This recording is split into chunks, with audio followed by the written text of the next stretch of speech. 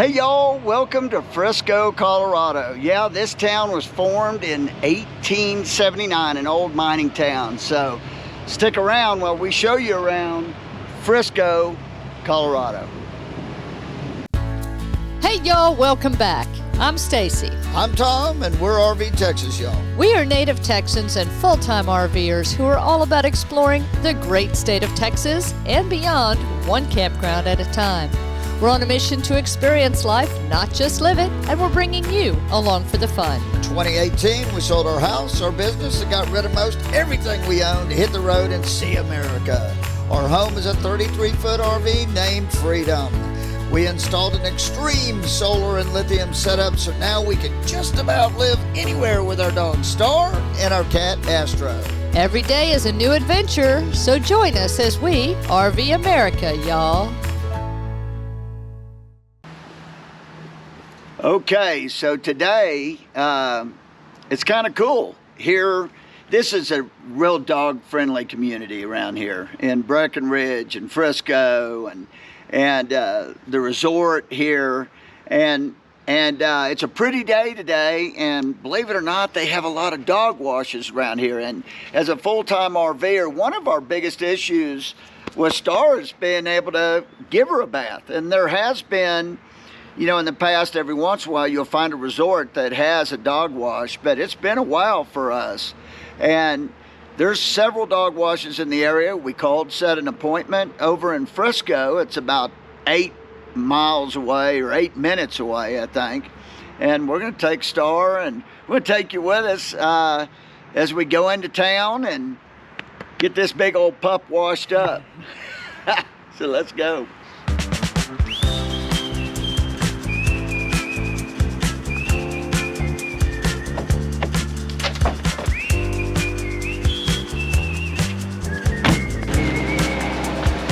So we made it to A&A Pet Supply here in Frisco. This is a cool looking place. Don't get Star.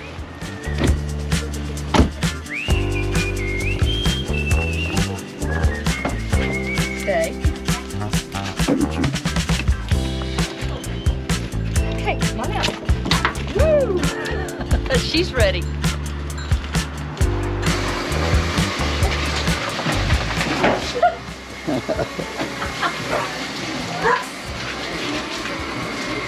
What the fuck?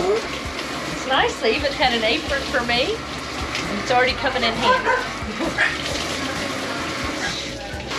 So their system actually puts soap and water out at the same time. So you don't even have to pre-rinse or anything. It's awesome.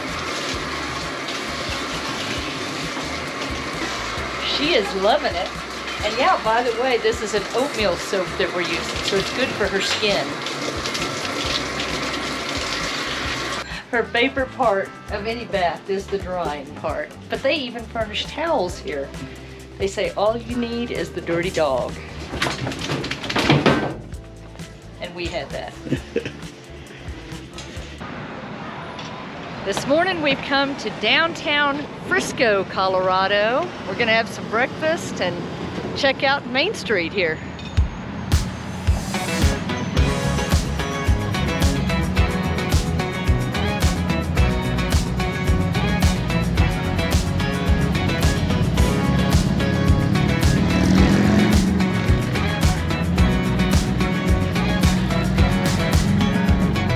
So our friends Debbie and Chet told us about Butterhorn Cafe, and that's where we are here in Frisco.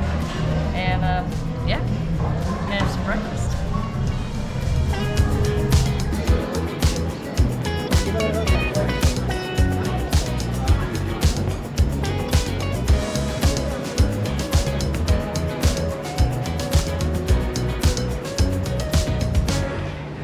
Really good meal there at Butterhorn, and now we can't wait to explore this little downtown. This looks awesome. And what a beautiful day. This is August, and I'm wearing long sleeves. Yeah.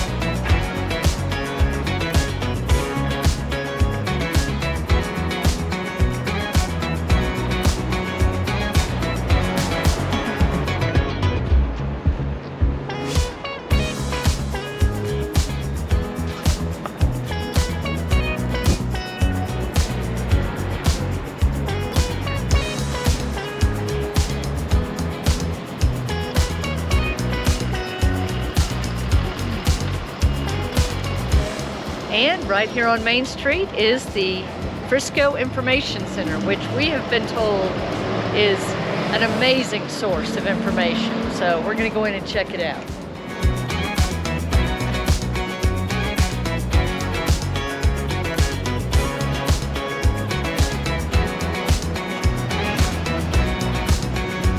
So y'all know we love visiting historic small towns. Frisco was actually founded as a mining town in 1879. The visitor center here is actually the town hall that was built in 1899. And yes, it did not disappoint as a resource. The folks are great inside. We got so much information, not only about Frisco, but Breckenridge, the surrounding areas. There is a historical museum that's free right down the street. And they also gave us a map for a historical walking tour.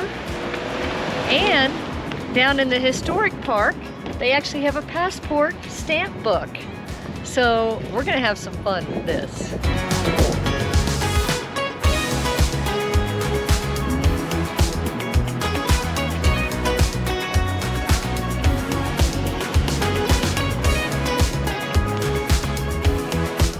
So where the visitor center was in the old town hall, the community museum is in the old schoolhouse. It's free to visit. Let's go see it.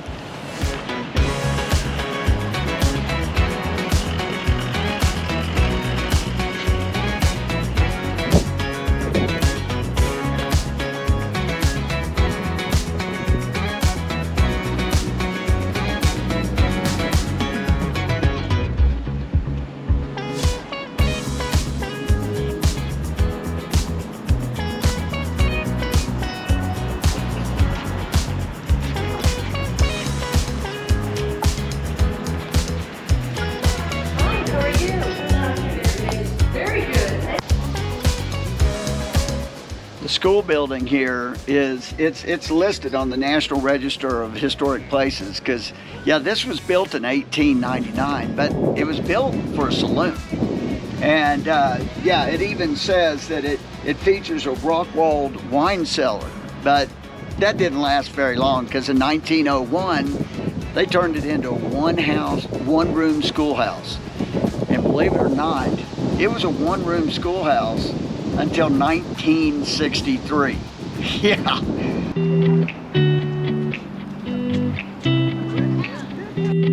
So this is the Ruth House. It was built in the 1890s, hand-hewn logs. It was on Main Street. It was moved here during the 1980s. And yeah, we're gonna get a stamp in our passport book here. And it is a serious stamp.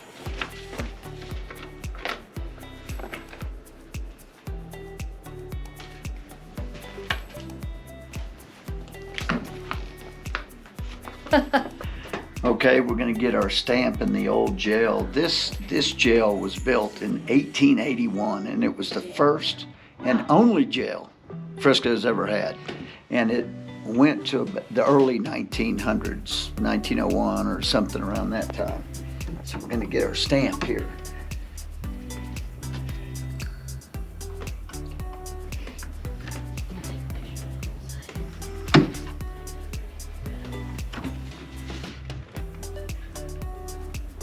It's a badge.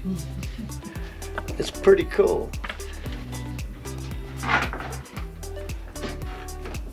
I promise I didn't do it.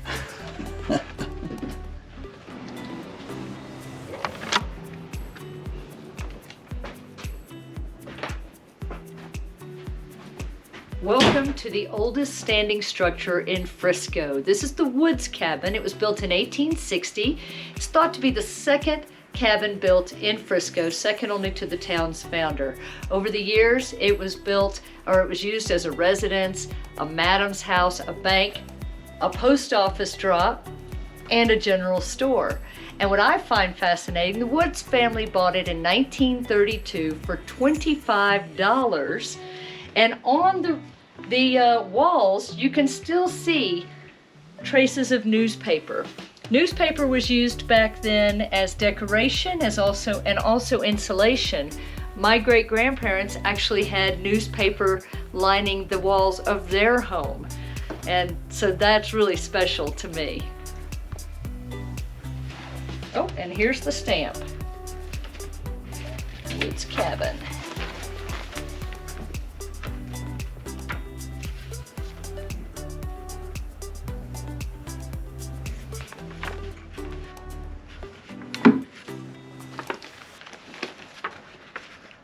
It's an old cash register.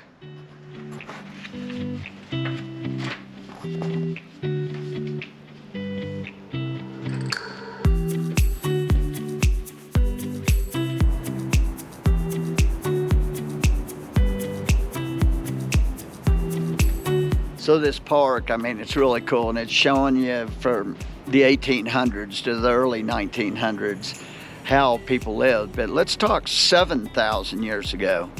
Yeah, the residents of Frisco here were the Ute Indians, and so this little display is in reference to the Ute Indians, which were all in this area of Colorado and Utah. So since we've traveled through here, we've learned a lot about the Ute Indians. It's pretty cool.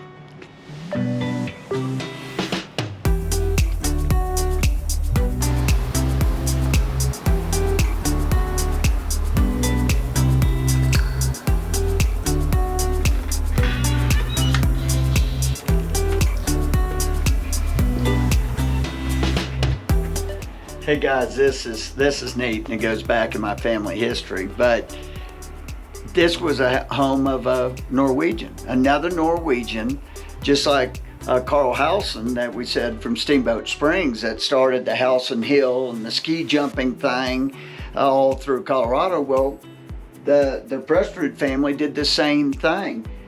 Peter Prestridge built a ski jump here, so people could learn how to ski or jump and probably compete in the Olympics and everything. So it's, wow, the history, these things just keep tying together and going back to my family heritage in Norway. It's pretty cool.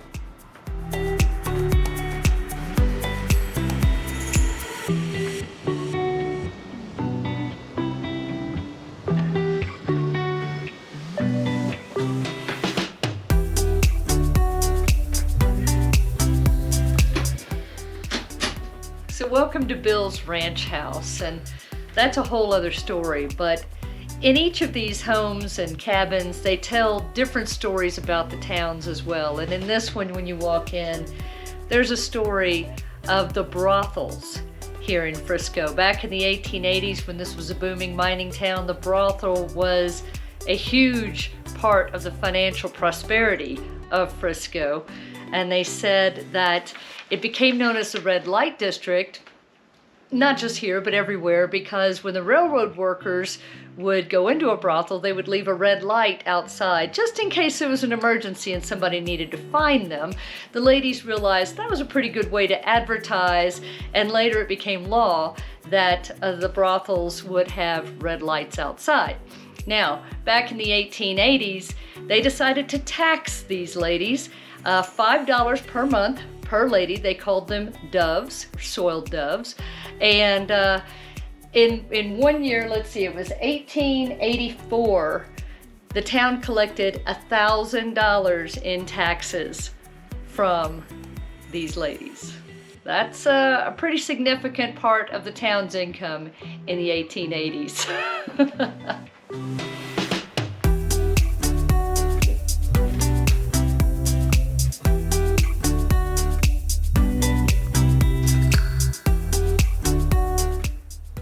This is the ranch home of Bill Thomas, and plays a significant role in this town because, you know, back in the late 1800s, the two big employers here were the mines and the railroad.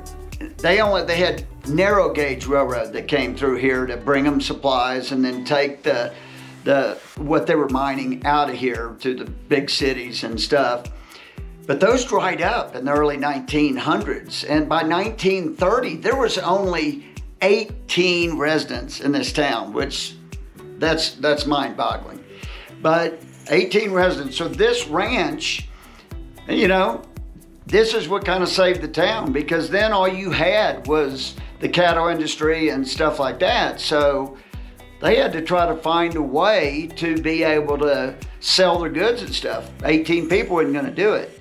So Bill sends out this letter to a bunch of people in Denver and stuff to try to move to his ranch, and for free. He said, as long as you moved here and built a home within 1 year, it was free. So then it started one of the first subdivisions of this town, and then it started to grow again. So it's very significant. I mean, the ranch industry kind of saved this town, and we've seen that story throughout other small towns around this area. And I find that very, very fascinating, because obviously Texas, the state of Texas, got saved because of the cattle industry when it was, going into bankruptcy, and the Longhorn cattle is what saved Texas. So, wow, very, very cool.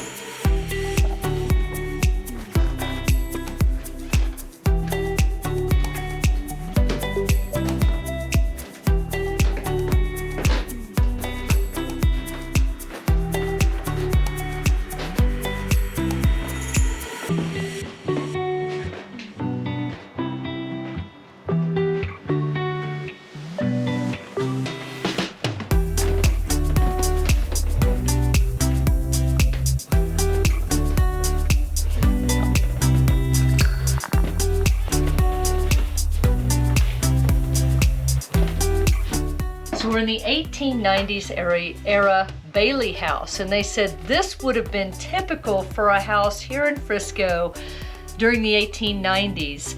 And what I find fascinating is this is a 2-story log building, and throughout the home, again, you can see the newspapers. These actually date to 1937.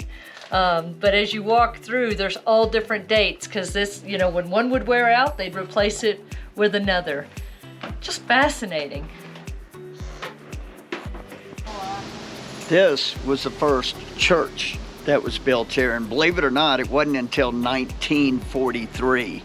And the pastor and his wife that came into this town, when they came here, they only had $2 to their name.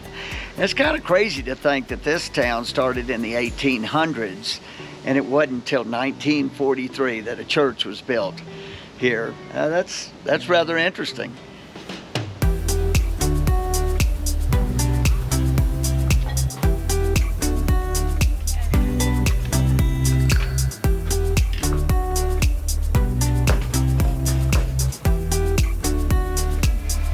Welcome to Marie Nemeth's cabin. This cabin was actually built in the 1930s. It was one of the first 5 cabins built on Bill's ranch in response to that call for folks who wanted free land. This was owned by Marie Nemeth, who lived here in this small cabin. And that brings up an interesting point. They tell the story here of women of Frisco who the women in Colorado earned the right to vote in 1900, which was obviously before most of the country. And then I think it was 1916, several of the women were annoyed that they weren't having regular board meetings and things. The city government wasn't meeting for 3 years, and so they decided to step up. They took over the board. They had a woman mayor. They had women leadership. They had one man who served during those years, and they were responsible, the story goes, for bringing the town back into financial responsibility.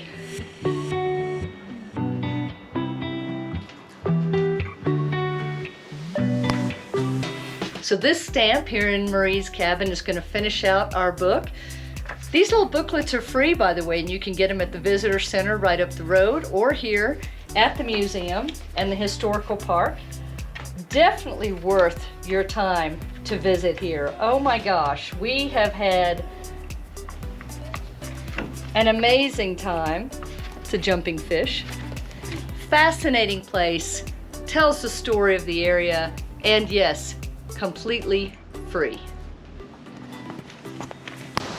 Oh, and by the way, I meant to mention, Marie Nemeth and I have a few things in common.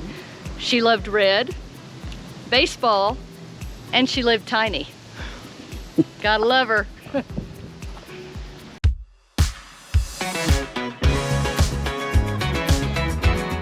Right across the street from the historical park is a glass blowing business that does demonstrations on Tuesdays, Thursdays, and Saturdays, I believe. Today's Tuesday. We're gonna go check it out.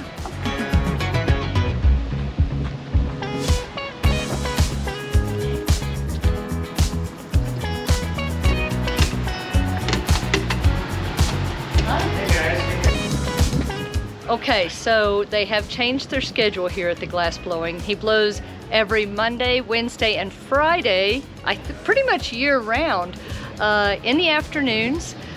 John is the owner and the artist here, and while he wasn't doing any demonstrations today, he is a heck of a nice guy and storyteller, so make sure you stop in and check him out while you're here in town.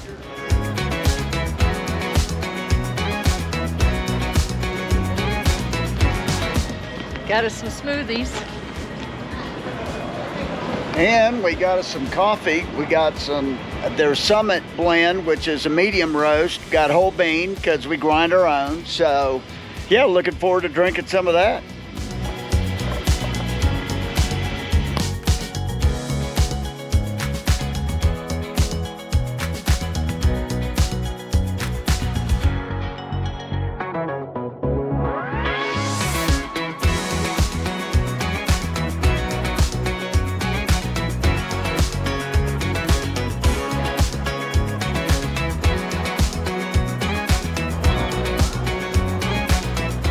So why was Frisco, Colorado named Frisco? Well, the town founders wanted to attract the railroads to come here, and the St. Louis-San Francisco Railway, which began in Missouri in 1876, was called Frisco for short. But that railway never made it to Frisco, Colorado. It did, however, run through Frisco, Texas. All these things tie in together. We hope you've enjoyed this visit to Frisco. Next week, join us again as we visit nearby Breckenridge, Colorado, and we'll share more about our base camp during our stay in this area. We'll see you next time. Safe travels and happy camping. Bye.